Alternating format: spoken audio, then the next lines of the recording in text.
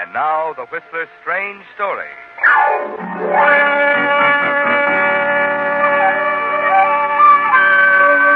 The Intruder.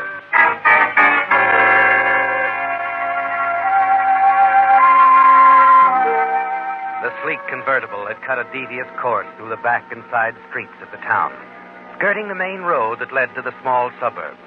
At the wheel, Eve Traherne sat rigid, her face tense, expressionless, her jaw set, her eyes riveted on the road ahead of her. The white nurse's uniform she wore seemed entirely out of character. The watch she glanced at as she wheeled the car around a curve, a dazzling blob of diamonds, was not a nurse's watch. Indeed, Eve Traherne was not a nurse. Yet she was on her way to perform a nurse's duties at the bedside of an ailing woman. And there was murder in her heart.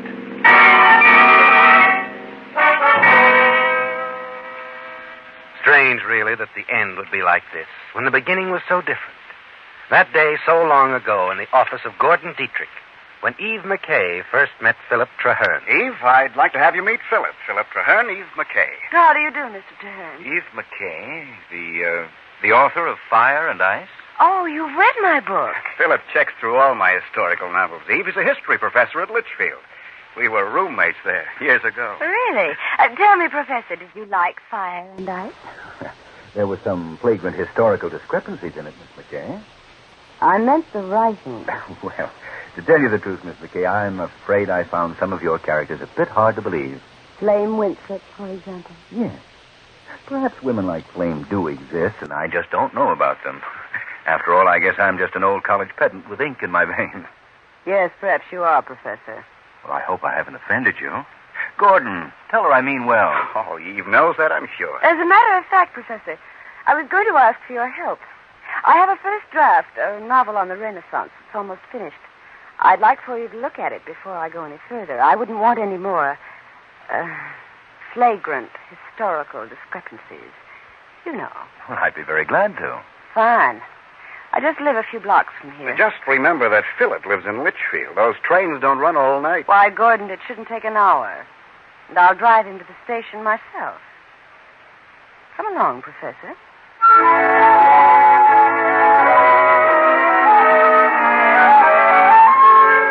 A simple beginning, isn't it, Eve? Yet, for some unexplainable reason, you feel a challenge to knock this quiet, tweedy man out of his ivory tower.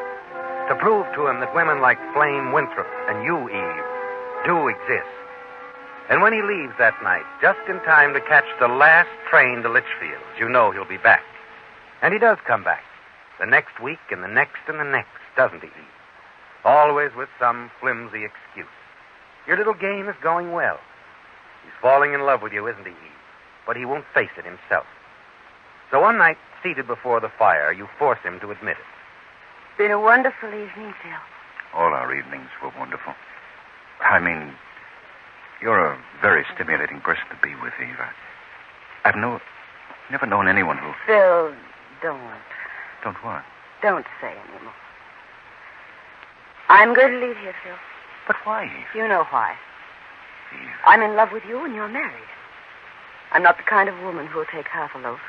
No, certainly not. So there's no other out for me, is there?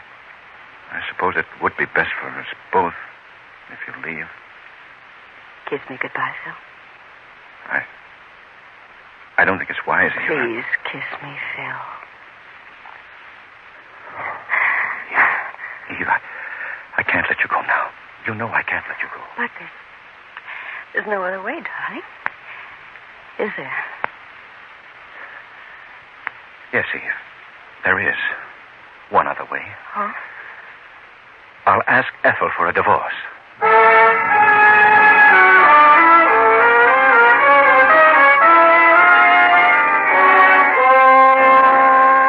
Strange, isn't it, Eve? You should feel triumphant. Your little game of knocking Philip Traherne out of his ivory tower has worked perfectly. Yes, Eve, you've trapped him, just as you planned to do. But after he leaves you that night, you realize for the first time you've trapped yourself, too. No. I won't be. But I am. I'm in love with him.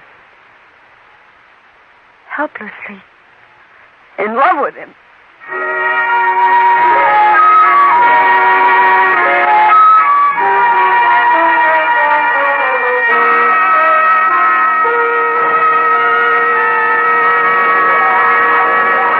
And now, back to the Whistler.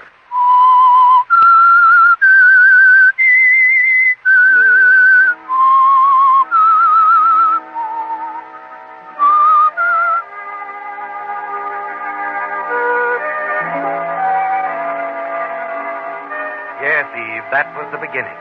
Your first chance meeting with Philip. Your determination, because of his patronizing attitude toward your book, to prove to him that you could interest him as a woman, if not as an author. And it worked out, didn't it, Eve? Except that in the process of making him fall in love with you, you've fallen in love with Philip, too. His divorce from Ethel was a mere formality after that. And now you're Mrs. Philip Traherne, wife of a history professor at Litchfield. Not quite the role you'd intended for yourself.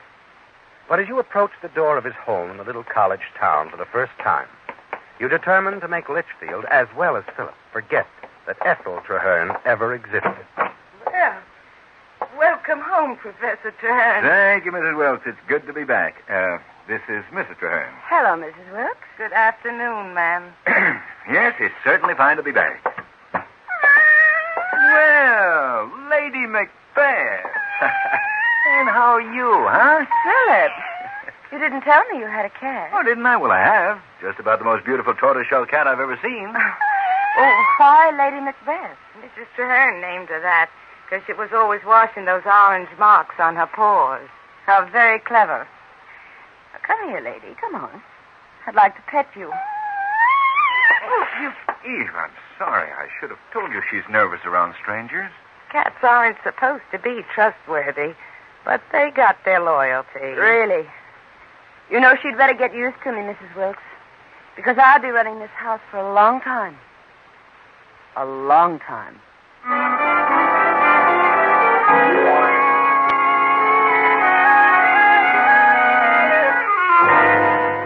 And that's your introduction to Litchfield, Eve. You've been in town less than 5 minutes, and you've already alienated Philip's housekeeper and his precious cat, Lady Macbeth. In that short time, too, you've sensed that you have a formidable threat in Ethel, Philip's first wife. And in the weeks that follow, you're made to realize that you don't belong in Litchfield. You're not accepted. And most of all, that you'll never replace Ethel in Litchfield's affection.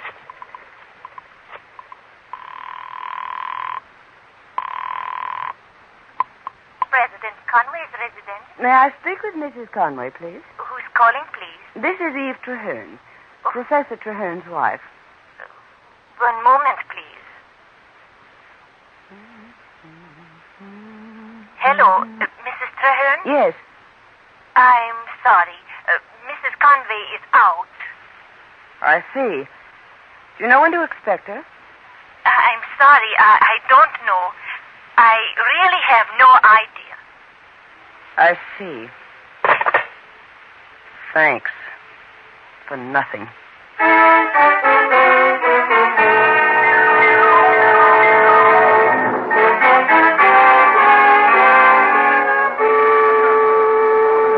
Hello. You mind if I share your table? Of course not. Sit down. Thanks so much. I'm Della. You're Professor Hutchins' daughter. I know. Oh, really? Are you from the college? I'm Professor Traherne's wife. You're Eve. Yes, I know what you mean. Jeepers, look at that clock. I had no idea it was so late. I'm afraid I won't have time to eat. Awfully nice meeting you, Mrs. Traherne. Goodbye.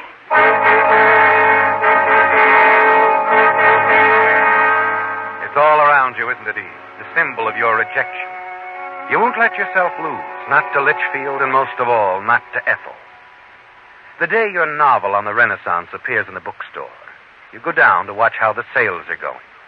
You haven't been there long when you overhear a conversation in front of the display on your book. Lady of the Renaissance. Brother, where do those jacket artists get their models? You know who the author is, don't you? Professor Traherne's wife. Yeah, I know. Poor guy. He was all set for that appointment, wasn't he? Yeah. It was unofficial, of course, but everyone knew he was supposed to be named the new dean of history. But now, I wonder if he feels she's really worth it.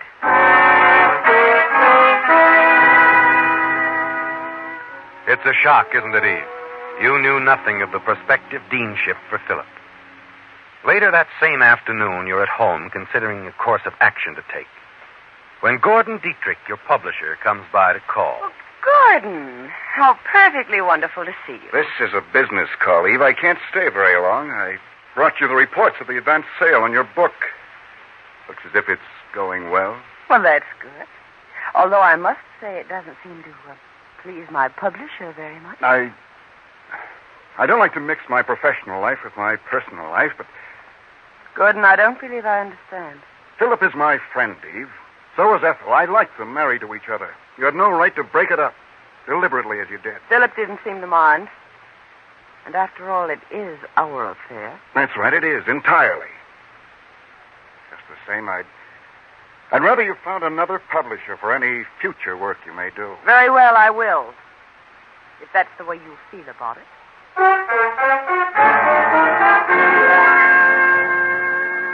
Gordon's reaction enrages you, doesn't it, Eve? Because it makes your opposition so complete. It makes you even more determined that Philip shall have that deanship. Not in spite of you, but because of you. Shortly after Gordon leaves, you hit on a plan. That same afternoon, you go into the city. A hurried overnight trip about the book, you tell Philip. Once there, using your ingenuity and your money in the right places, you gather your weapons. And late the next afternoon, armed with the ammunition to satisfy the one weak spot of President Conway of the college, you call at his office.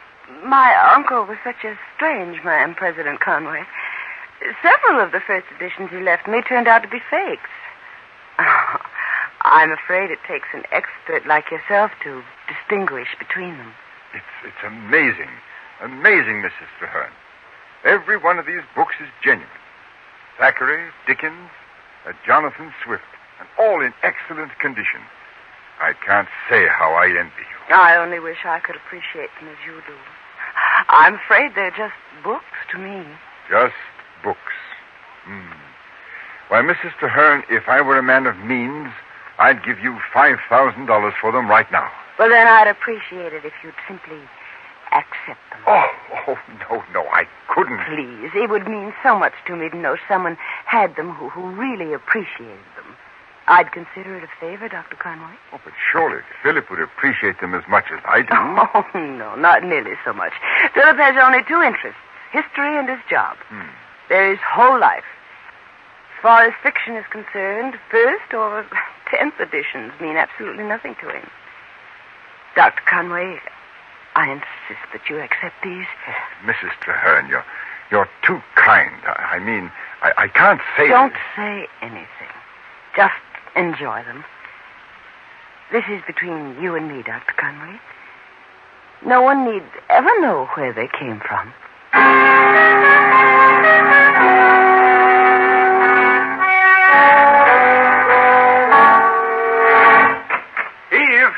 Eve, where are you? Here, dear. What happened, Eve? The letter just came. What letter, Philip? From the Board of Regents, Eve. They've made me the new Dean of History. Oh, Philip, that's wonderful. Oh, I'm so proud, darling. I know who's behind this appointment, too. President Conway. I'd never have gotten it without his recommendation.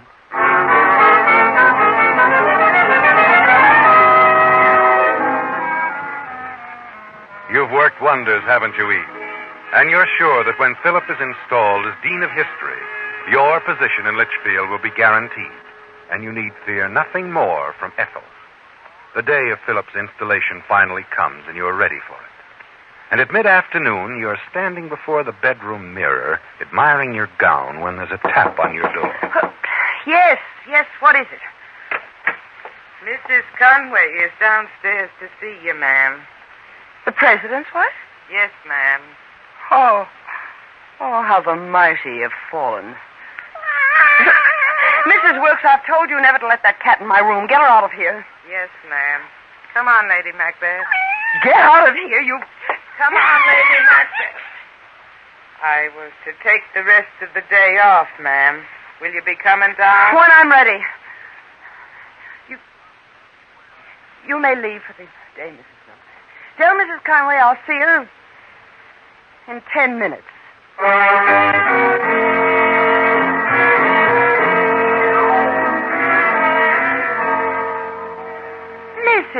Conway. How nice to see you.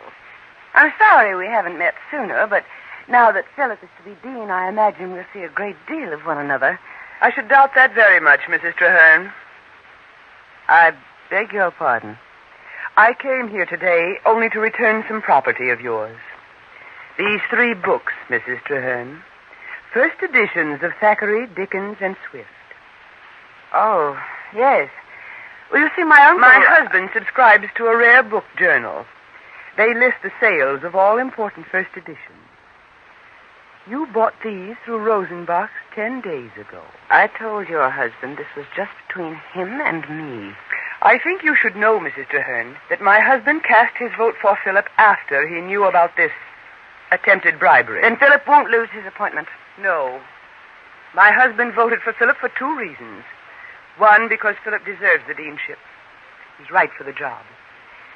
And 2, Mrs. Traherne, because Ethel is a very dear friend of ours, and she pleaded that Philip's divorce not affect our decision. Ethel. You have her to thank for the appointment, Mrs. Traherne. And let me tell you something. You will never replace Ethel. Not in the college's affections or in Philip's. I'm sure you feel you can speak for Litchfield, Mrs. Conway. But I know my husband. You may not like it, but Philip is in love with me.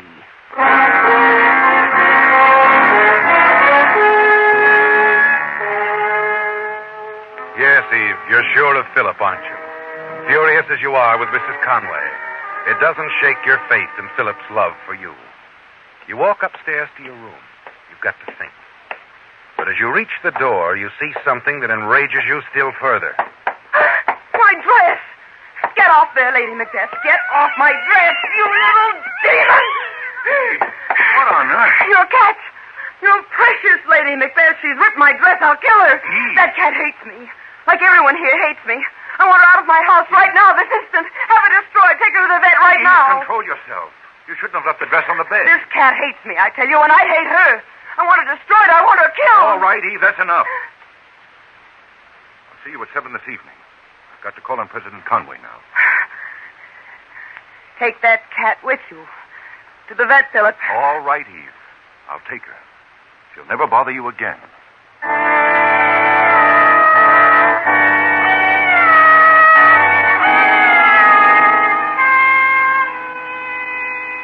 You watch him pick up the cat and walk out of the room and down the stairs.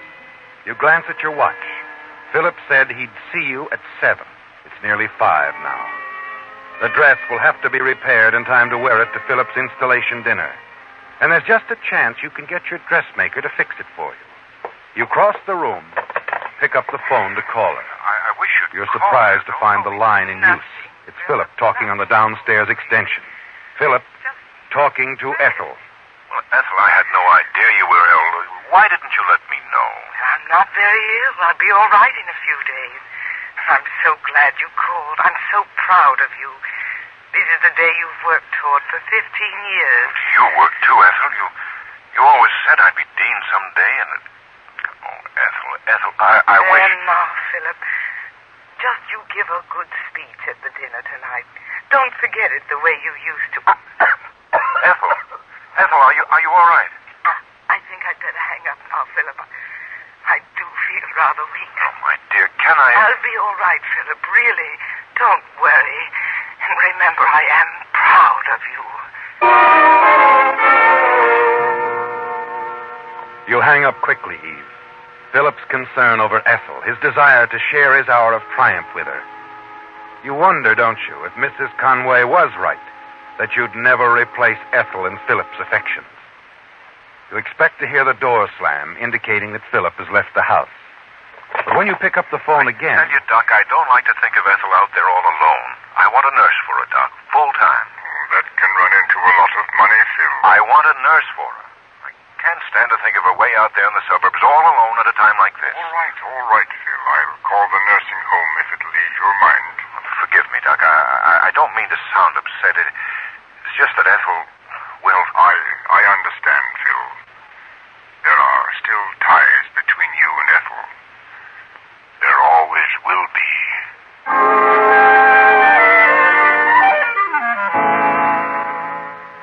grip the phone till your knuckles are white, Eve. For now you know that what Mrs. Conway said is true. Ethel will always stand between you and Philip, as long as she lives. As long as she lives, Eve. You step to the bedroom window. Watch Philip leave the house carrying Lady Macbeth in the crook of his arm. Then you see him hail a passing taxi and ride off. You're glad he's leaving you the convertible, the family car. For suddenly you see a solution. Pick up the phone and dial a number.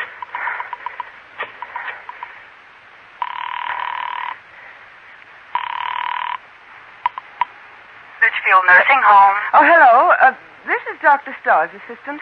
The doctor just phoned you, I believe, about sending a nurse out to Mrs. Ethel Traherne. That's right, he did. Well, the doctor asked me to cancel that call. You see, I know Ethel, that is Mrs. Traherne, quite well. I'm going to take care of her myself.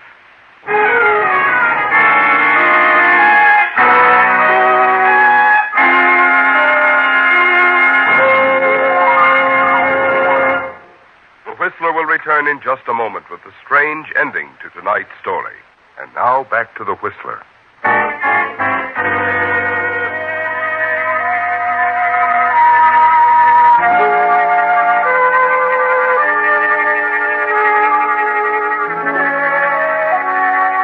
Well, Eve, you have taken care of Ethel, haven't you? You've killed her. Philip belongs to you now, doesn't he, Eve? As you drive back into Litchfield from Ethel's, you check your watch, and you note Philip isn't due home for some time. So you take the long way home. It's a much longer road, Eve, but you don't want to be seen. You drive a mile or so, stop and slip off the nurse's uniform you wore over your dress, hurriedly stuff it into the glove compartment. You're sure you have nothing to worry about. Mrs. Wilkes is not at home. She's been gone for hours. And no one need ever know that you left the house this afternoon. As you turn into the driveway of your home, you stop the car at the side entrance of the house. Hello, Eve. Oh, Gordon. Oh, what are you doing I was here? waiting for Phil. He asked me to come up for his installation as dean. I see. I've been waiting here for an hour. Maybe I misunderstood Phil about the time. You've been here an hour? Well, that's right. Well, look. But, Well, there's Phil getting out of that taxi. Hey, Phil. Oh, Gordon. Eve. Oh, Phil. What's wrong? It's Ethel. She's dead. Dead? oh, Philip, I'm so sorry. I've just come from there. Looks like an accident. How did it happen, Phil? Apparently, she smothered to death. Her face was turned into the pillow. She must have been sleeping awfully hard to have smothered that way. The police say she may have taken sleeping pills. Well, that sounds reasonable. No, but it isn't. No. Ethel never took them, never in her life. Dr. Starr says he never prescribed any. No, I'm not satisfied with this accidental thing. The police aren't either. Was she alone, Phil? Could anyone have come in? That's it. If we could only prove someone else had been there, we'd know it was no accident. No one saw anyone enter or leave. But why would anyone think Ethel was murdered? No one said she was. Yet? Well, I know, but... When did it happen, Phil? Well, it had to be within the last hour or so. I talked with Ethel on the phone about an hour and a half ago. Where were you for the last couple of hours, Eve? Gordon. I was here when you drove in, Eve. Where had you been? Philip, are you going to let him talk to me this way, practically I don't like accusing that me? kind of talk, Gordon. I won't have it. But... It's Lady Macbeth. Philip, I thought you took her to the vet's this afternoon. No, Eve, I didn't. I don't know how she got back She here. just jumped out of the convertible. I saw her. What's that got to do with it? Eve, you just drove that car in here. You were at Ethel's, Eve. You had to be at Ethel's at the time she died. Philip, darling. That's the only place Lady Macbeth could have climbed into the convertible. Darling, you don't know what you're I'm saying. sorry, but I do, Eve. You see, I couldn't bear to have that cat destroyed. I had to find some place where Lady Macbeth would be happy, cared for. So after I left here this afternoon, I took her to Ethel's.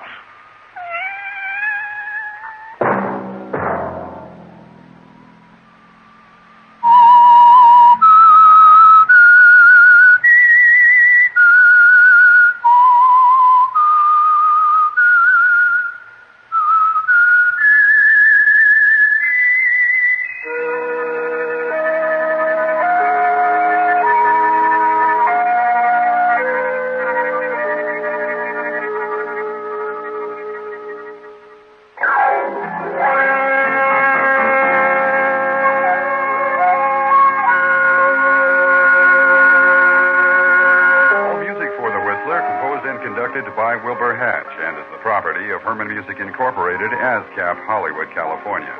Broadcast rights granted solely to Audio Arts Productions, La Mirada, California.